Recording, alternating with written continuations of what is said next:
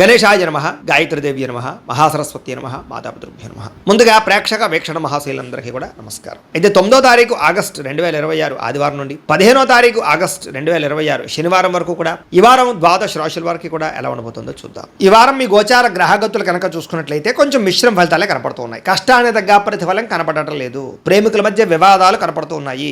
ప్రేమించిన వాళ్ళని దూరం చేసుకోవడం, కుటుంబ సభ్యుల మధ్య గొడవలు, ఇష్టమైన వస్తువులు చెడిపోవడము లేదా సెల్ ఫోన్లు పాడవడం లాంటివి కనపడుతున్నాయి. జాగ్రత్తగా ఉండాలి. ప్రభుత్వ ఉద్యోగిని ఉద్యోగస్తుడికి ఉద్యోగంలో పెద్ద పెద్ద సమస్యలు వచ్చే అవకాశం ఉంది. జాగ్రత్త. స్త్రీలకి మనశ్శాంతి లేకపోవడము, కుటుంబ కలహాలు కనపడుతున్నాయి.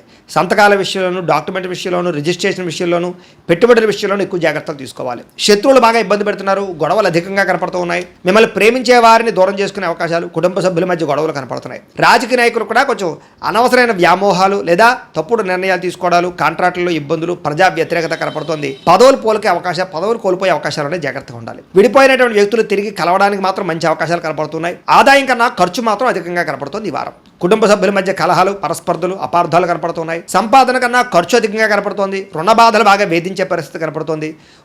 ఉద్యోగస్తులకి మంచి మంచి అవకాశాలు చేజార్చుకునే పరిస్థితి కనపడుతోంది. ఇంకా విదేశీ ప్రయాణాలు మాత్రం వాయిదా వేసుకోవడం ఈ వారం మంచిది. అనుకున్నంత డబ్బులు ఆదాయం రాకపోవడం వల్ల మనశ్శాంతి లేకపోవడము, తప్పుడు ప్రదేశాల్లో డబ్బులు ఇన్వెస్ట్మెంట్ చేయడం వల్ల ధన నష్టము, భరించలేని ఖర్చులు పెరిగిపోవడము, అలాగే తప్పనిసరి పరిస్థితుల్లో అప్పులు చేయవలసిన రావడము కనపడుతోంది. నిరుద్యోగులు కూడా ఎంత ప్రయత్నం చేసినా కావలసిన కంపెనీలో ఉద్యోగాలు రాకపోవడం నిరుత్సాహాన్ని కలగజేస్తుందని చెప్పొచ్చు. ఉద్యోగస్తులకి అధికారుల వల్ల ఇబ్బందులు, వివాదాలు, కోర్టు సమస్యలు కనపడుతున్నాయి. అలాగే అనవసరమైనటువంటి వివాదాలు లేదా కోర్టు వివాదాలు వాయిదాలు పడిపోతుంటారు. మీకు సంక్రమించవలసిన ఆస్తులు సంక్రమించకపోవడము, అన్నదమ్ములతో అక్కచెల్లెలతో వివాదాలు, ఇంట్లో సమస్యలు అధికమైపోతున్నాయి. జాగ్రత్తగా ఉండాలి.